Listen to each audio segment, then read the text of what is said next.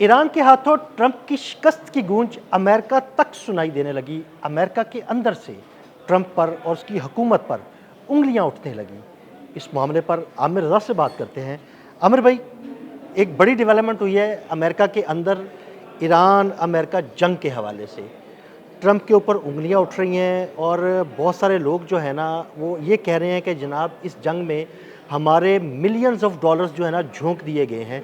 क्या खबर, क्या है, हमारे नाज़रीन को बताइएगा। देखिए, पहली बात तो ये है कि मैं ये समझता हूँ कि अमेरिका की शिकस्त ही शिकस्त है, इसलिए कि अमेरिका ख़ुद तस्लीम कर रहा है कि उसके तकरीबन 38 अरब डॉलर जो हैं इस जंग में झोंके जा चुके हैं। और ये मैं नहीं कह रहा हूँ। देखें, वहाँ की सेनेट की अप्रोप्रिएट कमेटी है जिसने कल बुलाया था वज़ीर जंग को, जी हेक्सत को। बिल्कुल। और हेक्सत की जिसे वहाँ आप पर, पेड एक्सेस कहते मैं हैं। उसको पेड हेक्सत कहता हूँ इसलिए क्योंकि वो पेड है इसराइल का। बिल्कुल। उसको बुलाया गया और उससे तल्ख जो है सवालात किए गए। पूछा गया कि आप तो कहते थे कि जंग हम जीत चुके हैं। डोनाल्ड ट्रंप ने भी ये कहा। और ये जो जितने वहाँ पर मौजूद थे ये डेमोक्रेटिक सेनेटर थे। उन्होंने सवालात जब शुरू किए तो उस वक्त ही जो है मुख्तलिफ लोगों ने वहाँ पर जो मौजूद थे उन्होंने इस पर एहतजाज भी किया। उन्होंने नो वार ऑन ईरान और फिर मिनाब स्कूल की बच्चियों के हवाले से तो दो एक दफ़ा इस पूरी कमेटी के इजलास को जो उन्होंने है रोकना भी पड़ा। और फिर उन्होंने जो गार्ड्स थे उनकी मदद से उन मुजाहिरीन को बाहर, ख़वातीन को बाहर निकाला और उसके बाद उससे सवालात शुरू किए। हुआ ये कि इनको इस कमेटी में क्यों जाना पड़ा, ये बड़ा अहम है। 7 जुलाई से लेकर आज तक ये सेनेट में या अपनी कांग्रेस में नहीं गए हैं। बिल्कुल। आज इनको जाना पड़ा क्योंकि ये चाहते ये थे कि 87 अरब डॉलर का एक पैकेज जो है वो फ़ौज के लिए जारी कर दिया जाए। यानी मजीद पैसे मांगे हाँ, जाएं और ये फौज जो के लिए। कमेटी है ये इसी काम के लिए है कि अगर किसी जगह पर गवर्नमेंट को फंडिंग की ज़रूरत है तो ये उसकी इजाज़त देती है और उसके बारे में पूछगिछ करती है। अच्छा, जब इनसे सवाल हुआ कि कितना पैसा खर्च हो चुका है तो उन्होंने कहा 37.5 अरब डॉलर। हालांकि जो बीबीसी की रिपोर्ट है उसकी वो लाइनें हैं, उसके अंदर ये चीज़ शामिल है कि खर्च इससे बहुत ज़्यादा हुआ है, ये कम बता रहे हैं। मैं अपनी तरफ से नहीं कह रहा हूँ, मैंने इसलिए हवाला दे दिया उस न्यूज़ रिपोर्टिंग का। उन्होंने कहा कि ये हम अपनी तरफ से नहीं, लेकिन ये बहुत ज़्यादा खर्च हुआ है, इसीलिए ये 87 अरब डॉलर मांग रहे हैं मज़ीद, ताकि उसमें कवर अप किया जाए। और फिर पैट हेग्सेथ ने वहाँ बाकायदा रोती हुई शक्ल बनाते हुए कहा कि अगर ये पैसा जारी ना हुआ तो हम जो हैं तनख्वाहें देने के काबिल नहीं रहेंगे।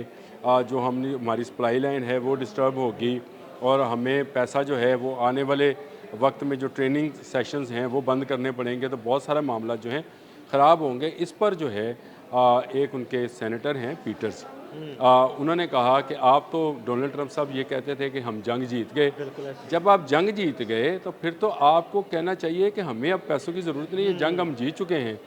अब आपको किस लिए पैसे चाहिए? आप ये कह रहे हैं ईरान जंग के लिए चाहिए, ईरान जंग हम जीत चुके हैं। वो खिसियानी बिल्ली खंबा नोचे की एक मिसाल है ना। हाँ, तो बिल्कुल ऐसे ही है। उन्होंने, उनका चेहरा भी उसी तरह से है, वो जो तस्वीरें आई हैं इसकी उसमें भी ऐसे ही है। और इन्होंने कहा कि आप शर्म करें, सेनेटर को कहता है आप शर्म करें, आप डोनाल्ड ट्रंप के वैसे ही खिलाफ हैं।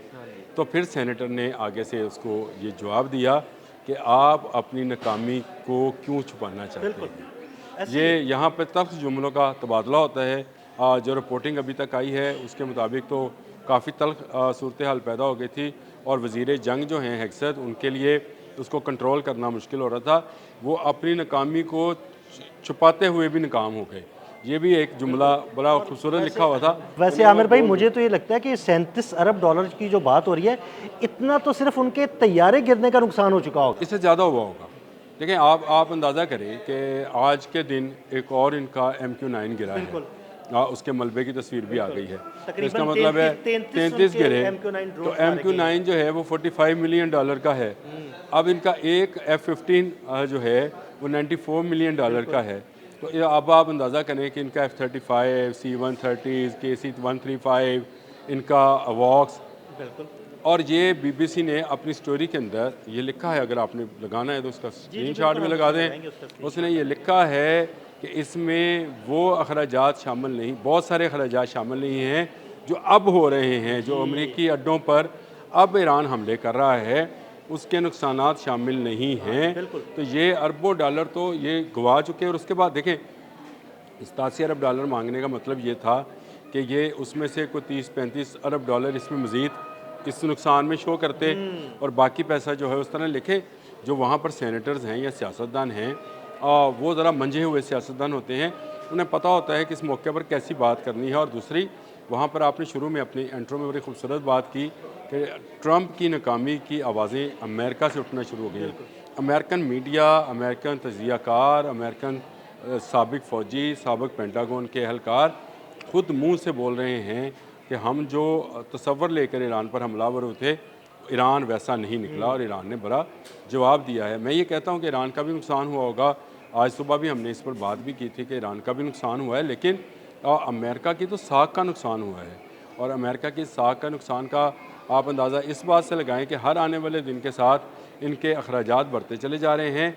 आमदन अभी तक इनको ईरान वाले रास्ते से कुछ नहीं हुई है। और वो साख वाली बात आप जब करते हैं ना, आप हमेशा एक मिसाल देते हैं कि वो मोहल्ले का एक बदमाश होता हाँ, बिल्कुल है, ऐसे वो ही। जनाब किसी आम से बंदे से मार खा के जब आता है ना, तो उसका वो जो बदमाशी और उसका रोब उसका और वो दबदबा confidence सारा level- कुछ जो है ना, वो ज़मीन उसका बोस हो वो जाता है। कॉन्फिडेंस लेवल रहता नहीं है। और इस वक्त पूरी दुनिया शायद अमेरिका पर हंस रही है कि इसने सिर्फ इसराइल के कहने पर जो है ईरान के साथ जो है जंग छेड़ दी।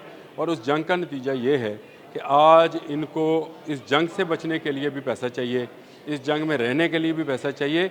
ये आने वाले दिनों में आप देखिएगा कि अमेरिका के अंदर जो महंगाई की लहर है वो कैसे ऊपर जाती है। और अगर और ऐसी खबरें भी आ रही हैं, देखे ना, वहाँ पर महंगाई की लहर ऊपर जाना शुरू हो और गई मुझे है। आप एक बात बताएं, आपने हरमज़ तो अभी तक नहीं खुली है। रशिया इस पर टॉन्ट कर रहा है कि आपने हरमज़ खुली है तो आप अपने तेल के ले जाएं और गुजारें, लेकिन नहीं। जो इसका मतलब ये है कि आपने हरमज़ अभी तक इनके कंट्रोल में नहीं। इसी मीटिंग के अंदर जो ये सेनेट का कमेटी का इजलास था, इसके अंदर भी हेक्सत ने ये बात कही कि हम ईरान को आपने हरमज़ पर कंट्रोल नहीं करने देंगे। तो एक सेनेटर ने कहा, तो क्या आपने कंट्रोल हासिल कर लिया है? ये अब हंसने वाली देखें, बात अब है। हंसने वाली ये वो जुमले थे जो मैं समझता हूँ कि हेक्सत की अगले आने वाले दिनों की सियासत जो है या उसका ओहदा जो है वो भी ख़तरे में है। ईरान के साथ जंग जो है ये डोनाल्ड ट्रंप को, रिपब्लिकन्स को, सबको भारी पड़ेगी। इनमें सिर्फ अगर कोई, मुझे लगता है, कोई अगर अकल की बात करता है तो वो जेडी वेंस है। आज भी वो कह रहा समझदार है आदमी है, कि हमें मुआहदे की तरफ जाना चाहिए। वो उसकी पॉलिटिकल थाट है, सोच है। एक तो वो इसराइल के अंडर नहीं है और दो एक मरतबा तो वो इसराइल को तनकीद का निशाना भी बना चुका है। तो मेरा ख्याल है कि जेडी वेंस अकल की बात कर रहा है। अभी भी इन्हें मुआहदे की तरफ जाना चाहिए। डोनाल्ड ट्रंप ने कल रात को एक बयान जारी किया कि हमें मुआहदे की ज़रूरत नहीं है, मैं अब मज़ीद डिले नहीं कर सकता।